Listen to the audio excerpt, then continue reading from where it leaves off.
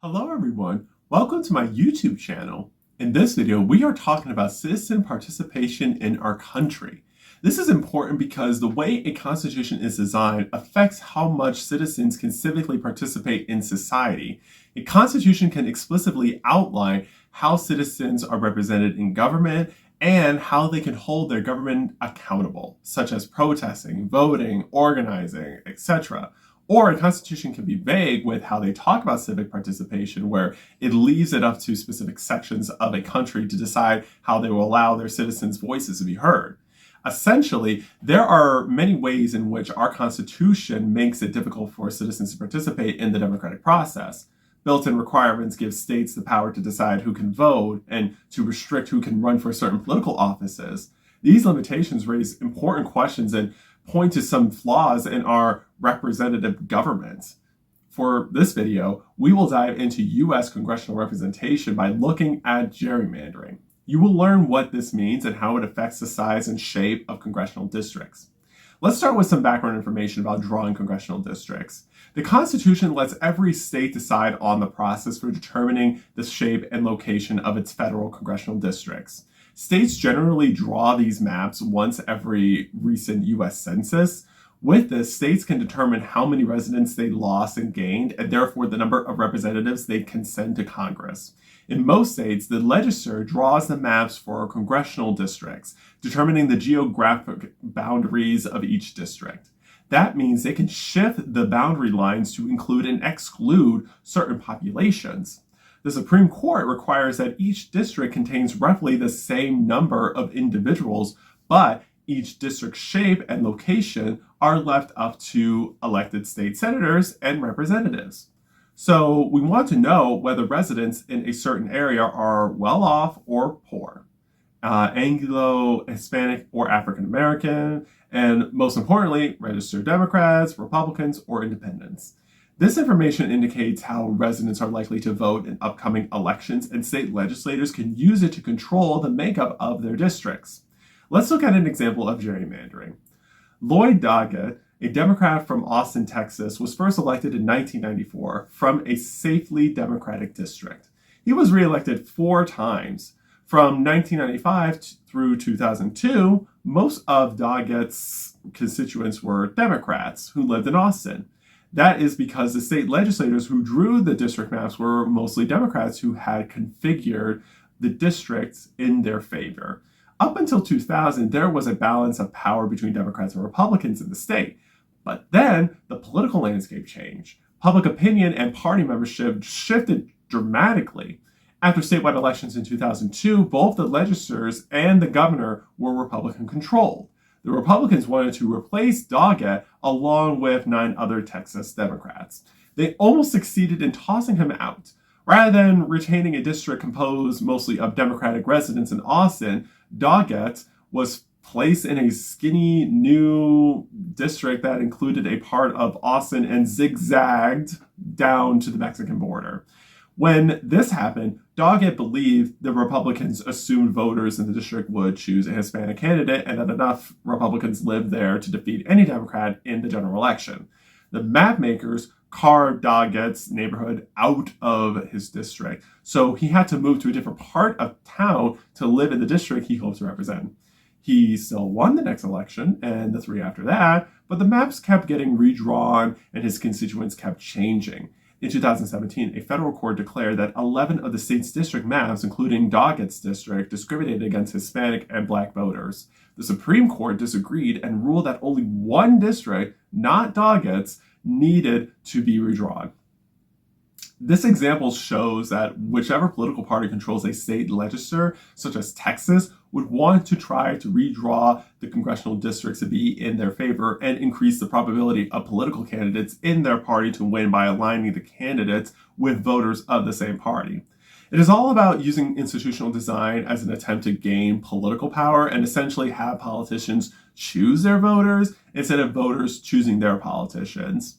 It is like a voter thinking about which candidate to vote for, and the politicians in power are shaping the design to push one particular candidate over another. Keep in mind that people who design congressional maps can use computer software to obtain certain outcomes for various district shapes and sizes. That information can be used to manipulate a district's boundaries to favor one party. That is called gerrymandering.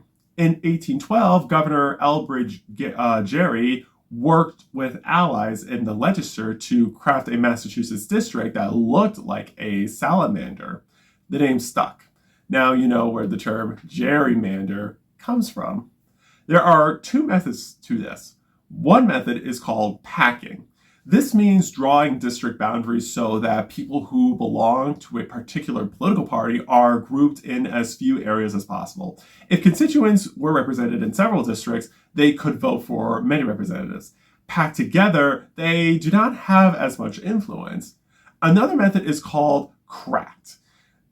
This takes the opposite approach, where members of a particular party are spread out so that they're in multiple districts, but are always in the political minority. This way, the person they vote for will lose every time. With all of this in mind, let's talk about how the framers thought about representation, which was important for figuring out who belonged in the country. Setting up the basics of government was the easy part. After that, they had to define what they mean by persons, because this affected who the government was going to serve and who gets represented in the country. They needed to figure out how many people live in the country, especially in each state. They decided to hold a census every 10 years that would verify the number of inhabitants. Of course, the Constitution made it clear that residents were not meant to be counted equally, and some were not at all. 1, Indians who did not pay taxes. Almost all Native Americans were not included. 2, enslaved people, referred to as other persons, were counted as only 3/5 of a person. But the framers moved on to other matters like how to decide when, where, and how representatives would be elected to office. Some framers did not trust the states to be in charge of this because if this was left up to the states, some might never get around to holding elections. However, other framers had qualms about Congress making all these decisions. That would lead to the utter extinction and abolition of all state governments, the framers thought. The framers decided that states would plan how their elections will run, and Congress can have the right to pass laws in the future to regulate elections. Now, let's take a moment to go over what the framers were thinking about the number of representatives congressional districts can have. Early drafts of the Constitution directed that there should be one member of Congress for every 40,000 citizens. The population is about 100 times larger now than it was in 1787, and there are almost 4 times as many states. If the original provision had remained, the House of Representatives would hold about 11,000 members today. That would be a lot. However, James Madison predicted, quote, if the union should be permanent, the number of representatives would be excessive. How about we limit it to no more than one representative for every 40,000 people? Let's reduce it to 30,000. The populace will object to a number as high as 40,000, unquote. Now, the average district contains more than 750 inhabitants. Things changed in 1842 when Congress took advantage of its ability to control elections of its members by adopting an Apportionment Act. This law requires every state to divide itself into single-member districts. Hawaii and New Mexico disobeyed the law until Congress reinforced it in 1967. Nowadays, we take for granted that each member of the House comes from a single district and represents only that district. But before the Apportionment Act, some states elected all of their congressmen at large, meaning from across the entire state. This means the views in the minority can be frozen out entirely. With single-member districts, some could be composed of residents who hold different views from those in other districts. This way, people will have a better chance of electing someone who agrees with them. That did solve the problem facing Congress in 1842, but after more than a century and a half, we see the problems of the Apportionment Act, like state legislators drawing and redrawing congressional boundaries. You know, gerrymandering? Let's proceed into talking about some problems with gerrymandering.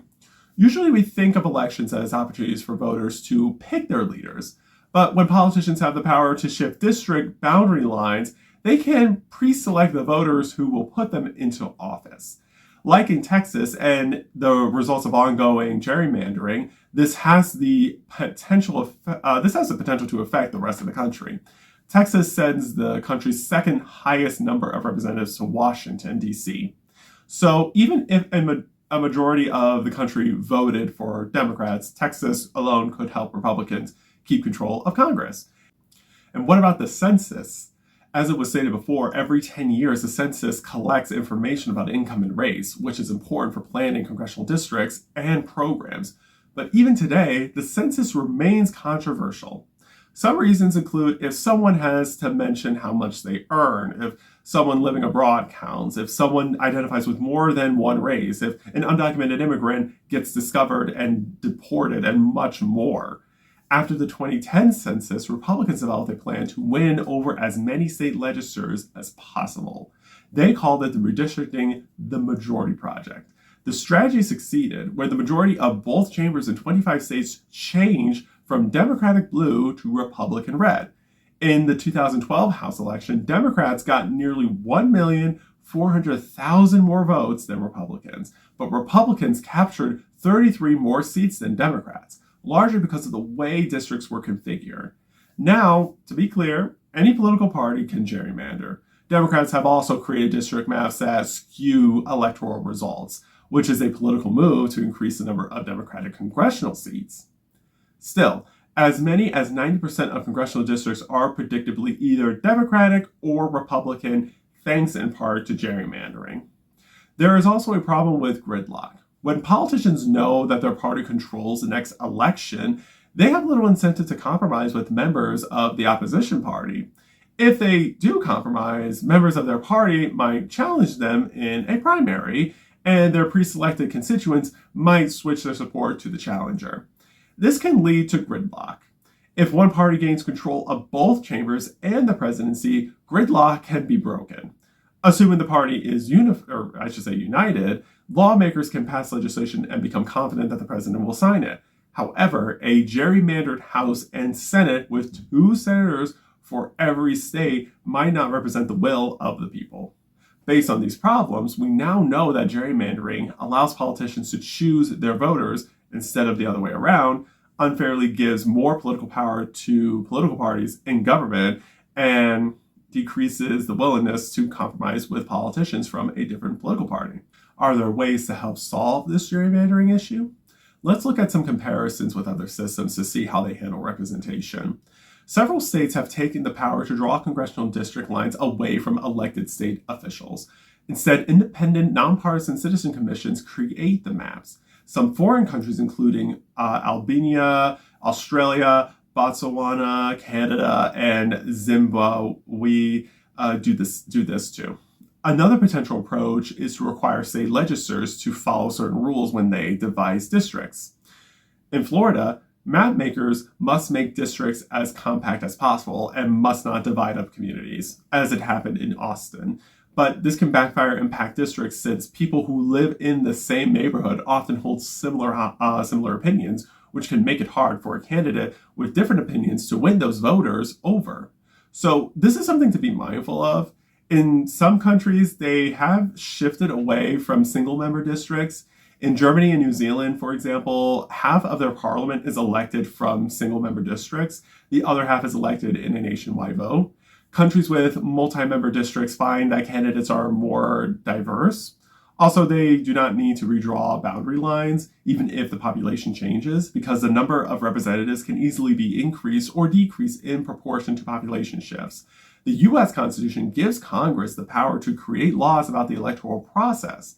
Therefore, Congress can mandate several fixes to the problem of gerrymandering, such as requiring nonpartisan commissions to plan districts instead of only leaving it up to state legislatures to do that, make election procedures consistent across the country, and much more. Right now, the Constitution does not have explicit safeguards for operating elections to make sure people's voices are not being disenfranchised and political power is not unfairly being given to a political party. Even today, as I'm recording this video, certain states are trying to redraw their congressional districts before this decade period is over to give a political party power or maintain their power. There are interpretations on if a state's congressional drawing racially discriminates against specific groups of people or not. This all goes back to not having a national standard of creating congressional districts and leaving it up to the states to figure out. Without a clear and fair standard for establishing fair representation in our government, we, as the people, end up having our ability to exercise our political power being hindered when bad actors want to limit our power for their own gain. You now know why it is crucial to understand the Constitution's design, because it helps explain why we see many issues with representation. In conclusion, the way our Constitution was designed deeply shapes how citizens can participate in democracy and sometimes creates barriers to civically participate. Gerrymandering is one of the clearest examples of how political power can be manipulated through the rules of representation. When district lines are drawn to favor one party, it weakens the power of individual voters to choose their politicians, unfairly gives more political power to a specific political party in government, and fuels political gridlock on not compromising with politicians from different political parties to pass legislation. While some states and countries have found ways to reduce these levels of gerrymandering, the United States still largely leaves this process in the hands of state legislatures. Until there is a national standard that ensures congressional districts are fairly drawn, that gives everyone adequate political power in their states and our whole country to choose our politicians, our electoral system will continue to allow politicians to choose their voters rather than the other way around, which can decrease the weight of our political power. As I said before in my videos, the government serves the people, not politicians serving themselves.